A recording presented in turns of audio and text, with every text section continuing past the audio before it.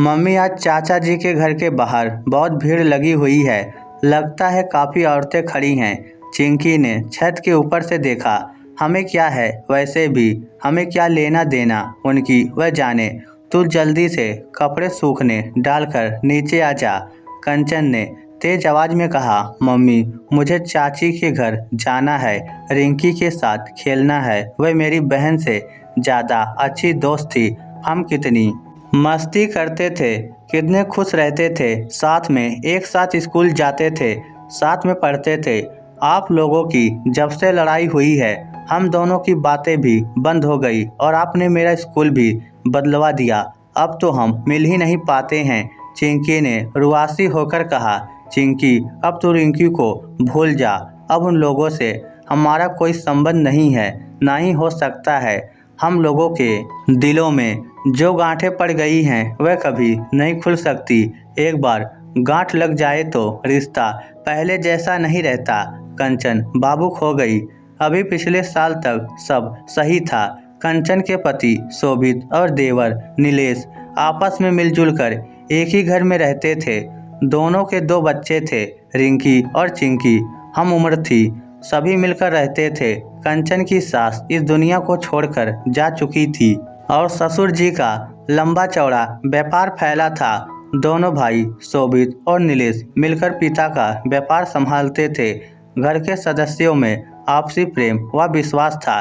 शोभित नीलेश पर और नीलेश शोभित पर जान देता था। जीवन में सब कुछ अच्छा चल रहा था।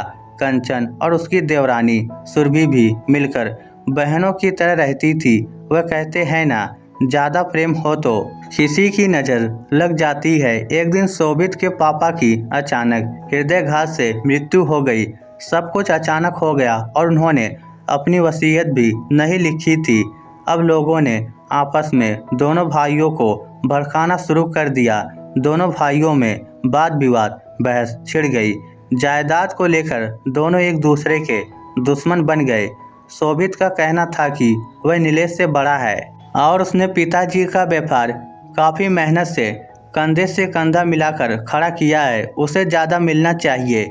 वही नीलेश का कहना था कि छोटा हूँ तो क्या, बाद में वह भी तो मेहनत करके पिताजी के बिजनेस को ऊंचाइयों पर ले गया था। मेहनत दोनों भाइयों की बराबर थी तो हिस्सा भी बराबर होना चाहिए। सुरभि और कंचन ने समझाया, हम दोनों को कोई दिक्कत नहीं है, हम पहले की तरह साथ रह लेंगे। शोभित का कहना था कि वह अब पिताजी की जगह है तो बिजनेस उसके अनुसार चलेगा और नीलेश को हर बात माननी होगी। उधर नीलेश का कहना था कि उसे भी बिजनेस करना आता है, अब वह बच्चा नहीं है। मामला कोर्ट तक पहुंचा।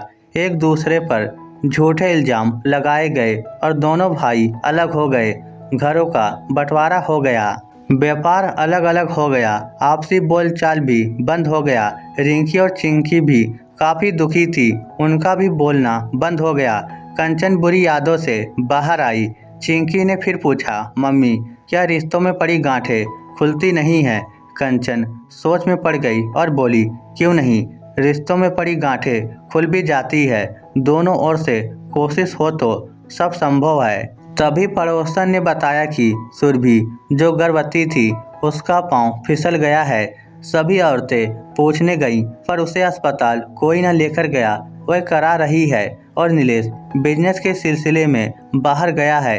कंचन ने सुना तो वह सुरभि की घर की ओर भागी। उसने ऑटो बुलाया और चिंकी को रिंकी के साथ छोड़कर सुरभि को अस्पताल लेकर गई। वहीं से शोभित को फोन कर दिया। शोभित भी दौड़कर अस्पताल आ गया। शोभित ने अस्पताल की सारी औपचारिकता पूरी की। उधर सुरभि को पूरा वक्त था, तुरंत ऑपरेशन किया गया। उसने एक प्यारे से बेटे को जन्म दिया। कंचन ने सुरभि की एक बहन की तरह देखभाल की। नीलेश रात को ही रवाना हो गया। सुबह जब अस्पताल पहुंचा तो उसने देखा भैया और भाभी वहीं मौजूद थे। थोड़ी भी देर हो जाती तो बच्चे को बचाना मुश्किल था। ये सही वक्त पर ले आए। डॉक्टर ने जब कहा तो नीलेश के मन का मैल धुल गया। भाभी, मैंने आपको और भैया को कितना बुरा कहा, झूठा इल्जाम भी लगाया, पर आपने मेरे बच्चे और पत्नी को बचाकर मुझ पर एहसान किया है। मैंने कोई एहसान नहीं किया, मैं घर की बड़ी हूँ, ये तो मेरा फर्ज था। खून के रिश्ते जरा से झगड़े में ख़त्म नहीं होते हैं, ये रिश्ते तो सदा ही रहते हैं। और ये मेरा भी बेटा है, शोभित और नीलेश गले मिल गए, सारे शिकवे गिले दूर हो गए। कंचन ने 1.25 महीने सुरभि की अच्छे से देखभाल की। दोनों भाई पहले की तरह बोलने लगे। व्यापार, घर अभी भी अलग था पर मन एक हो गए। रिश्तों में पड़ी गांठें खुल गई। चिंकी और रिंकी भी पहले की तरह साथ ही एक ही स्कूल में जाने लगी। दोस्तों, मैंने कई बार देखा है परिवार में दरार आ जाती है, भाई भाई के दुश्मन हो जाते हैं, सब कुछ खत्म हो जाता है, पर खून के रिश्ते कभी खत्म नहीं होते। बरसों बाद भी परिवार एक हो जाते हैं, रिश्तों में पड़ी गांठें खुल भी जाती है। बस एक बार कोशिश तो कीजिए। इस स्टोरी को लेकर आपकी क्या राय है, नीचे कमेंट करके हमें ज़रूर बताइएगा। धन्यवाद।